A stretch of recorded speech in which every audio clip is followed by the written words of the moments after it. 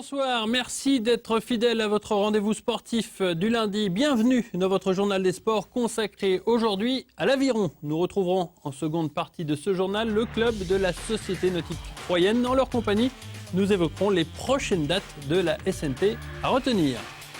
On passe au sommaire de ce journal, un sommaire particulièrement chargé. Nous parlerons notamment de handball avec le dénouement attendu pour les joueuses de Sainte-Maure-3. Les filles de Diane Marage accueillaient Montargis, second au classement. Avec une victoire sur leur rival, les Morasso-Troyennes étaient en N1. Suite du début de saison de la course à pied avec le 10 km de la rivière de Corps disputé dimanche matin. Peu de concurrents pour cette course pourtant réputée très roulante. Le résumé dans quelques minutes. Et puis enfin, un clin d'œil à l'équipe de France handisport de tir à l'arc de passage à 3 pour un stage de sélection en vue des Jeux paralympiques Londres.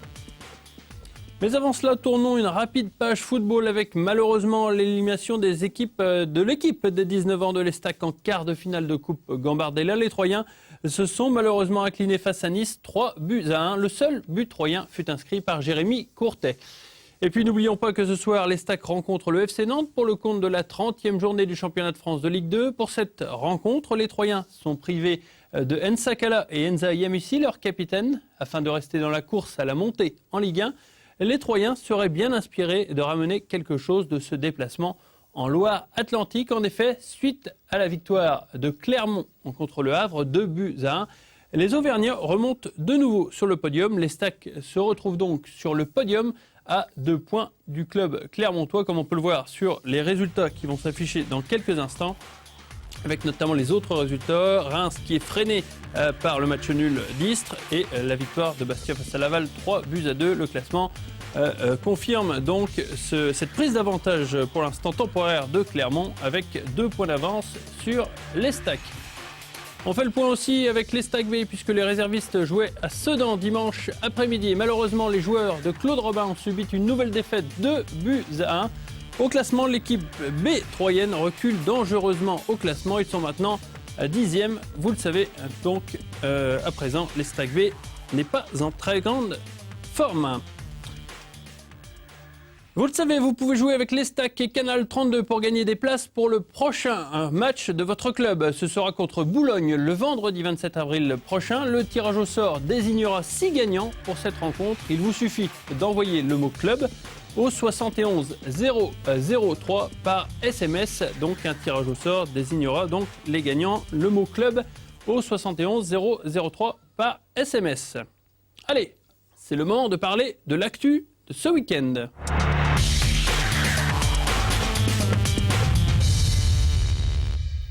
Une actu plutôt chaude puisqu'à la suite de cette rencontre, les handballeuses de Sainte-Maure-3 pouvaient poinçonner leur billet pour la Nationale 1. Il leur suffisait juste de ne pas perdre contre un concurrent direct à l'accession, Montargis. Résumé du match.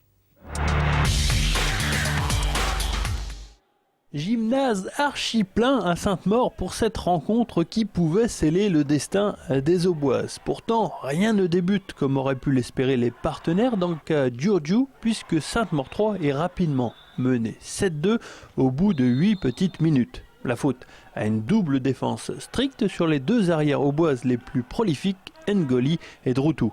Un problème insoluble pour les Morasso-Troyennes en première mi-temps. On a travaillé la double cycle. Le seul souci, c'est qu'à un moment donné, ils ont une joueuse en plus en fait dans l'effectif qui est beaucoup plus mobile, qui défendait sur Priska au début, qui est beaucoup plus mobile et qui est beaucoup plus difficile à passer. Les filles de Diane Marage vont toutefois réussir à revenir dans la partie après avoir compté jusqu'à 6 buts de retard. Pemba Parizel permet à sa formation de revenir à 2 buts, 12-14 à la mi-temps. Sainte-Maure-3 va montrer beaucoup de belles choses en deuxième période, notamment au niveau de la défense. Les Rouges se montrent intraitables, tandis qu'en attaque, Laura Droutou fait ce qu'il faut. Et les Auboises reviennent à -1, 15-16. Il reste 24 minutes à jouer. Les Morasso-Troyennes vont se voir toutefois trop belles, car Montargis est loin d'avoir renoncé. La preuve avec la réussite exceptionnelle de leur arrière Zachova, avec 12 buts inscrits samedi soir. Les filles du Loiret semblent avoir fait la différence définitivement à 8 minutes de la fin en menant de 3 buts, 23-26. Mais c'est mal connaître la volonté de faire des Auboises et de leur capitaine Anka Jurgiu, permettant à ses coéquipières de revenir à un but à 50 secondes de la fin. Il reste peu de temps à jouer pour Sainte-Maure 3. La balle parvient dans les mains de Priska Ngoli qui égalise 29 partout dans la folie générale. La dernière balle de Montargis ne changera rien. Sainte-Maure 3 obtient le match nul 29 partout et valide du même coup sa montée en National 1. On a su revenir dans le match, on n'a rien lâché, on s'est battu jusqu'au bout malgré un effectif réduit. Donc oui, c'est sûr, là ce soir on est très contente et en plus on peut dire qu'on est quasiment en N1. Là. Moi j'ai une vraie pensée pour mes 2 copines blondes, vraiment, parce que je pense que le club le mérite, qu'elle l'aura mérité aussi. Fred aussi, et par contre ce qui est sûr c'est que je suis fière pour ce groupe là parce que ça a été compliqué pour le groupe l'an dernier, là ça a encore été compliqué ces dernières semaines et finalement il y a un vrai groupe. C'est une immense récompense pour le président Jean-François Antoine qui a vibré dans les tribunes mais qui tirera sa révérence à la fin de la saison, une magnifique sortie. J'aurais pratiquement réalisé tous les objectifs en tant que président de club qu'on s'était fixé avec mon équipe, etc. Même la montée en N1. Honnêtement, c'était inespéré en début d'année. Enfin, c'est super. Ça donne presque envie de recommencer. Le 12 mai prochain, 2 équipes monteront en National 1. Reste maintenant à savoir avec qui Sainte-Maure 3 montera. Justement, on va en profiter pour faire le point sur les autres résultats de cette poule, pour voir que Palan-Torchamps, l'un des principaux rivaux à l'accession, s'est imposé face à Bar-le-Duc 32-24. Vous allez voir qu'au classement, il y a encore de la marge pour Sainte-Maure 3 malgré ce match nul. 4 points, il faudrait que Sainte-Maure 3 perde ses 4 derniers matchs pour ne pas monter. Les autres résultats de handball avec la victoire de Rosières-Saint-Julien à l'extérieur à Chenôve, 29-23. Pas de problème pour Villemomble face à Dambar, 31-18. Colmar n'a pas connu de soucis face à Bonny non plus, 23-13 au classement. Pas de soucis toujours pour Villemomble. Rosières-Saint-Julien est bien calé en milieu de classement. Ils se maintiendront donc la saison prochaine en N3. Pas de soucis en revanche pour la Terrouane en National 3 de handball qui a écarté Séris sans problème. En revanche pour le Savino-Chaplin, c'est toujours le chemin de croix. Vous allez le voir au classement, ils sont toujours avant-derniers. Les TAC jouent son match de championnat la semaine prochaine. Suite de l'actu du week-end avec l'ouverture samedi du championnat de France de motoball de National A pour le SUMA de Troyes des Aubois qui devaient toutefois voir leur gardien titulaire Emmanuel Terrine renoncer car hospitalisé en urgence la veille du match. C'est donc l'entraîneur des gardiens, Julien Guézou, qui l'a remplacé au pied levé et probablement pour toute la saison. Les hommes de Philippe Lenoir ont su au cours de cette rencontre contenir une formation de Carpentras toujours très dangereuse. Les Diables Rouges se sont tout de même procuré plusieurs occasions dangereuses. Au final, les 2 équipes se sont séparées sur un score nul de partout, mais les Aubois ont laissé le sentiment qu'ils étaient capables de faire une belle saison 2012. On passe à la course à pied à présent avec la suite du début de saison qui s'est ouvert la semaine dernière avec l'épreuve de Saint-Lié. Dimanche, ce sont les responsables du club de Lars qui organisaient à leur tour leur compétition, les 10 km de la rivière de Corps, une épreuve propice à tous les records. En raison de la concurrence du championnat de France du 10 km, pas de grands noms au départ de l'épreuve ribocortine, mais quelques favoris étaient au départ comme Doria et Segri d'Aix-en-Othe ou bien Pina du TOS. Une course qui part sur des bases tranquilles, ce qui n'empêche pas Pina, Segri et Doria de se détacher en compagnie du Chaplin, Arejdal et un inconnu, Pires de l'Athlé 52. Un groupe qui sera mis à mal par les accélérations de Pina au 5e kilomètre. De 18 km/h, on passe à 22. Arejdal et Segri décrochent. J'ai vu qu'on était un peu dans un faux train, donc vers le 4e kilomètre, j'ai attaqué. Et là, la sélection s'est faite, on s'est retrouvés tous les 3. Pina et Doria se retrouvent en compagnie de Pires qu'ils ne connaissent pas du tout. Il a fait une course d'attente, il avait l'air un peu plus frais que nous parce qu'il nous demandait de prendre des relais, etc. Donc il avait l'air frais quand même. Donc je savais qu'Eric était fort et je connaissais pas trop ce coureur. Et je le sentais frais. Dans les derniers hectomètres, Eric Pina tente une nouvelle fois de partir. Le tossiste croit avoir course gagnée, mais Pires termine très fort et s'adjuge les 10 km de la rivière de Corps. Eric Pina a mis une attaque au 8e kilomètre et je l'ai suivi et il a lâché au 9 500. Donc du coup, je suis parti les 500 derniers mètres. Autre grosse perf, le nouveau record du 10 km explosé par Florence Vandewalle qui en 36 minutes et 12 secondes a frappé très très fort. C'est 50 secondes de mieux que la semaine dernière. Bon, c'était la semaine dernière plus une course de préparation et aujourd'hui l'objectif réel. Bon, j'avais un petit peu peur avec le vent et puis finalement ça s'est super bien passé. Il y a beaucoup de monde qui s'est relayé pour m'aider et m'emmener, notamment quand il y avait du vent. Les hommes me proposaient de s'abriter, donc c'était vraiment sympa. Et puis il y a Elena qui revient le dernier kilomètre comme une bombe, donc ça m'a bien stimulé pour finir la course au taquet, quoi. Un Nicolas Pires qui n'était donc pas a priori le plus fort aujourd'hui, mais en revanche certainement le plus malin. Et dans l'épreuve du duathlon vert disputé en même temps mais au complexe Henri Terré, sachez que c'est le triathlète du TOS, Grégory Zieba, qui s'est imposé. Quelques résultats de basket maintenant pour vous dire que tout est perdu pour Saint-André suite à cette défaite face à Marne-la-Vallée 72-63. Dans le même temps, Saint-Dizier et Récy se sont imposés. Saint-Dizier donc file vers l'accession en National 2. Saint-André-les-Vergers ne doit plus espérer qu'un miracle à présent. Les National 2 de basket pour Sainte-Savine, défaite aussi face à Culose. Décidément, le basket au bois n'a pas fait un grand week-end, mais Sainte-Savine garde toutefois la tête du championnat à égalité avec Culose. 39 points, Sainte-Savine est toutefois en play-off. Samedi, dans le championnat régional de tennis de table, 2 clubs au bois se rencontraient dans un duel fratricide puisque le TOS Leno et le RS10 se disputaient la première place, synonyme d'accession en National 4. Même si ce sont les Romillons qui ont mené les plus rapidement dans la rencontre, ce seront finalement les Troyens qui s'imposeront dans la rencontre 11-9. C'est donc l'équipe de l'Agglo qui évoluera la saison prochaine à l'échelon national. Autre événement d'importance disputé à Troyes ce week-end, la visite de l'équipe de France handisport de tir à l'arc dans la salle Herman du complexe Henri Terré. Une visite synonyme de première épreuve de sélection pour les tireurs tricolores en vue des Jeux paralympiques de Londres. L'occasion aussi pour les Aubois de voir leur meilleur archer, Fabrice Meunier, médaillé à Pékin. Malgré l'apparente décontraction qui régnait dans la halle Marcel Herman ce week-end, l'épreuve de sélection revêtait d'une importance immense puisqu'il s'agissait de la première compétition visant à choisir les tireurs qui se rendront à Londres pour les Jeux paralympiques cet été. C'est la première compétition de sélection pour les archers paralympiques et je voulais que cette compétition-là puisse vraiment déterminer la hiérarchie entre les archers sans aucun parasite dû au temps, au vent, etc. Donc voilà, donc là l'idéal c'était d'avoir des conditions de salle à 70 mètres pour pouvoir tirer. C'est vrai qu'il n'y en a pas partout, donc on bénéficie de la halle Armand pour pouvoir faire ça ici. Ils étaient plus d'une dizaine à se disputer le droit de participer aux Paralympiades, d'autant que la Fédération française handisport comptait bien ramener une médaille d'Angleterre. Et on peut espérer, si tout se passe bien, ramener une médaille individuelle des Jeux, quoi.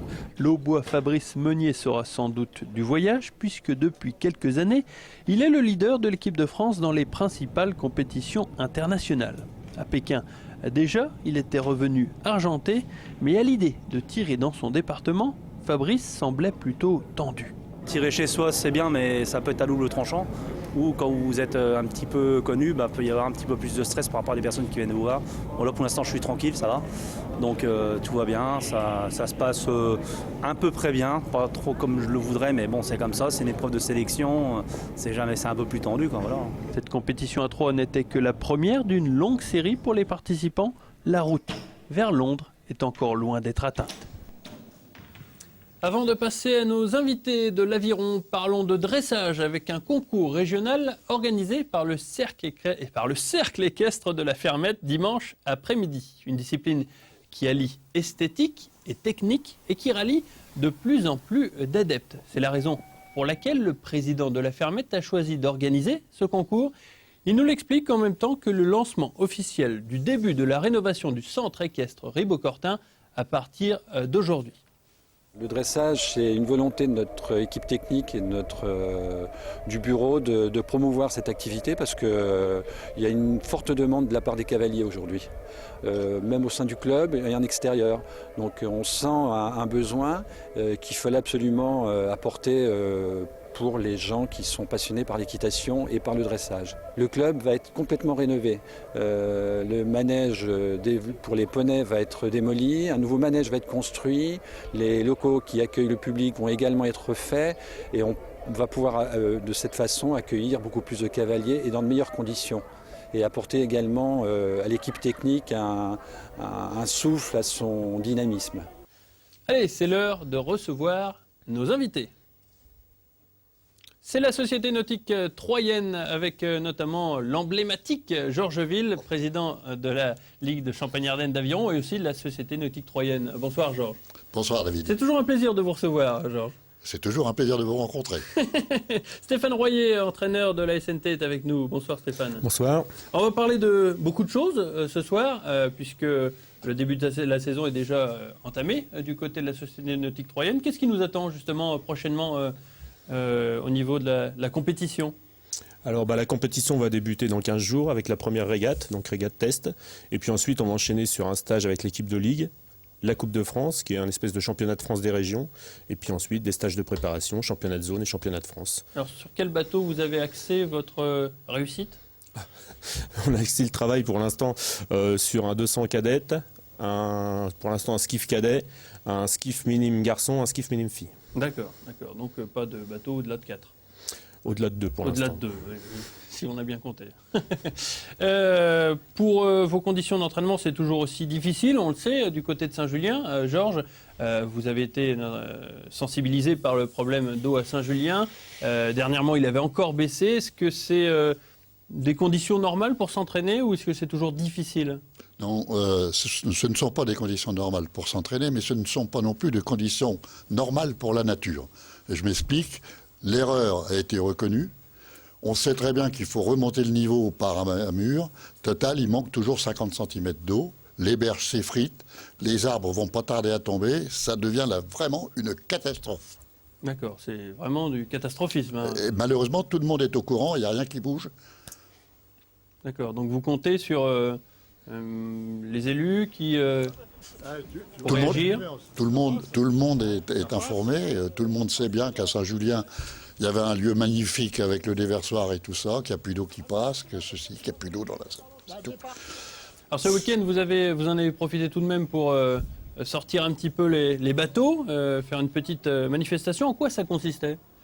C'est-à-dire, l'aviron, la commission médicale, interdit à un rameur qui n'est pas dans une catégorie minime de pouvoir faire de la compétition. C'est quoi la catégorie minime? C'est 12-13 ans. 12-13 ans. C'est-à-dire qu'un gosse qui vient un peu avant n'a rien. Donc, il n'a pas le droit d'aller sur l'eau? Il va sur l'eau, mais il ne peut pas faire de compétition. D'accord. Et donc, la fédération, pour cela, a créé un challenge du jeune rameur, décliné au niveau des régions. Et samedi, c'était au niveau de Troyes, qui était la 3e étape. La première ayant eu à Flies dans les Ardennes, la deuxième à Reims, et puis là on terminait à Troyes, la 3e étape, c'était normal. D'accord. Qu'est-ce qu'on peut retrouver comme petite compétition entre parenthèses samedi? Qu'est-ce qu'on a pu voir, Stéphane? Alors il faut savoir que le but de ce genre de choses, c'est pas vraiment la compétition, c'est d'animer la saison pour les jeunes catégories de manière à ce que, l'hiver étant très long en aviron puisque les conditions sont difficiles, d'animer la saison afin de les maintenir dans les clubs. Donc il n'y a pas forcément que de l'aviron. Là, s'il y avait 3 étapes chez nous, il y avait une étape sur l'eau où on a vu les images et où c'était un rameur, un barreur avec un petit parcours à effectuer, un petit parcours d'habileté. Comme c'est exactement ce qu'on voit en image. Il y avait un parcours en aveugle, là c'est les images, c'est-à-dire qu'il y a un enfant qui a des lunettes où on a mis un cache dedans et qui ne voit absolument rien, qui est guidé à la voix par les autres. D'accord. Donc on reste dans les valeurs de l'aviron qui sont le sport d'équipe. Oui. Donc il doit faire confiance à ses coéquipiers pour le mener à bon port. Et puis il y avait une épreuve un peu plus ludique qui était la course en sac, en relais. Donc c'est pareil, il fallait aller... Mais techniquement, ça n'a aucun... pour l'aviron, c'est pas forcément utile. Non, pas vraiment, mais on retrouve quand même les choses importantes, l'équilibre, l'orientation, le déplacement, l'équipe. On retrouve les valeurs, mais déclinées autrement, parce qu'on estime qu'à partir d'un certain âge, jusqu'à un certain âge en tout cas, il y a autre chose à faire que tout le temps ramer, de spécifier les enfants juste à ramer. Alors juste à côté de vous, vous avez Mathis, qui a 10 ans. Justement, ce genre de réunion, on va dire, ça peut t'aider, toi, parce que tu n'as pas le droit de faire de compétition. Est-ce que tu as participé samedi à la manifestation? J'y ai participé. Comment tu as trouvé justement ces activités? Plutôt bien, elles étaient assez faciles. Et Oui. Qu'est-ce qui était le plus facile? La course en sac? oui, la course en sac. D'accord. Est-ce que tu regrettes de ne pas faire de course sur le bassin? Oui, je regrette un peu. Ouais. Ça viendra. Ça viendra. Il y a beaucoup de choses qui se profilent pour la SNT, des stages de perfectionnement, des actions découvertes, de l'initiation. Tout ça, on va découvrir ça quand, Stéphane? C'est-à-dire que la saison en aviron est relativement courte, puisque la saison hivernale se termine là jusqu'en mars. Et en fait, tout est regroupé sur quasiment 3 mois, où on essaie de faire tout ce qui est compétition locale, tout ce qui est compétition régionale et puis nationale. Donc là, on va attaquer dans 2 semaines et on va finir à la mi-juillet. Et puis ensuite, on va décliner ça sur les stages d'été pour recruter pour la saison d'après. Donc il y en a plusieurs axes de travail. Ouais. On a un axe de recrutement qui va venir après les compétitions. Et là, on va vraiment finaliser la saison pour ceux qui ont travaillé toute la saison. Pour cette saison 2012, au niveau des licences, est-ce que vous avez eu des pertes ou au contraire, est-ce qu'il y a eu une petite hausse de la part des licenciés? C'est-à-dire que quand on fait l'analyse, il faut savoir que dans le sport, à peu près, il y a 50% de turnover. Nous, chez nous, c'est un peu moins, on doit être à 30-34%. Par contre, on a eu un recrutement assez important au mois de septembre, des gens qui sont venus, ils ont profité de nos portes ouvertes et des choses comme celle-là. Donc, au niveau des licences, nous sommes en augmentation de 10 à 15% à l'heure actuelle. Combien il y a de licenciés actuellement? On tourne à 100, 110, c'est quelque chose comme ça. En gros, vous savez, c'est évolutif. J'en ai une autre affaire là. Mais je pense qu'on atteindra la barre des 120 à 100, 130. Mais ça, ce sont des licenciés. Il faut savoir que sur notre base, il passe à peu près 1000 personnes. Ce dimanche est arrivée une personne qui a choisi de faire un entraînement d'aviron. Elle n'est pas dans nos licences. D'accord. On a tous elle les n'est pas répertoriée. Voilà, on a tous les établissements scolaires qui viennent, en particulier dans le contrat éducatif et avec des écoles. Nous avons le lycée de Sainte-Savine qui vient, mais ce n'est pas non plus dans nos comptes. Mais ça fait partie de toute l'initiation que l'on fait. Et bien entendu, tout ce qui est espéré derrière, c'est que lorsque le poisson aura été bien amorcé, il viendra mordre à l'hameçon. C'est rigolo, avec le poisson du 1er avril, c'est bien senti. Il est drôle, le président. On a même regretté de ne pas le sortir hier. Est-ce qu'il est encore possible de s'inscrire à la SNT tous les jours dans les entraînements, il y a quelqu'un qui peut venir s'inscrire, essayer. Combien ça coûte une licence d'aviron? La licence pour un jeune doit être aux alentours de 140 € et pour les seniors, c'est 175 €. D'accord. Et avec ça, on a toutes les installations mises à disposition. Voilà, exactement, avec certaines contraintes dans les durées d'entraînement, parce qu'on est bien obligé de respecter le nombre de personnes que la salle peut accueillir, par exemple, ou les sièges disponibles que l'on a, et du cours d'eau qui a diminué du fait qu'il y a beaucoup moins d'eau et on ne peut pas aller partout. Il y a une crainte cet été de voir le niveau d'eau diminuer? C'est un réel problème. Non seulement il y a une crainte cet été, mais on parlait de licence. Il y a des gens qui, parce que pendant l'hiver on n'a pas pu ramer pendant 2 mois, ne vont pas revenir très certainement. Il faut savoir que là en ce moment on raccroche une fois sur 2 les dérives des bateaux, donc la partie qui est dessous et qui permet au bateau d'aller droit. Tape le fond, raccroche le fond. Il y a des endroits, il y a 10 cm d'eau. Donc le bateau est régulièrement endommagé. C'est surtout qu'on est en mars et que normalement c'est une période de crue. Oui. Et que on craint le pire effectivement pour cet été. Oui, oui mais enfin, s'il y avait le mur, le niveau remonterait, il n'y a pas de problème. Hein. La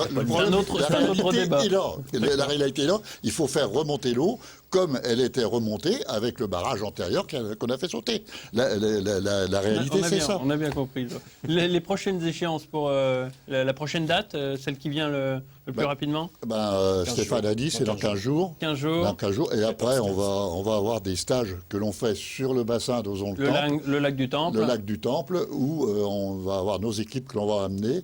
On campe, parce qu'on ne peut pas se payer l'hôtel, on campe au centre Yvonne Martineau. Non, même pas. On est à Radovilliers parce qu'on a la forêt à traverser, on n'est pas autorisé.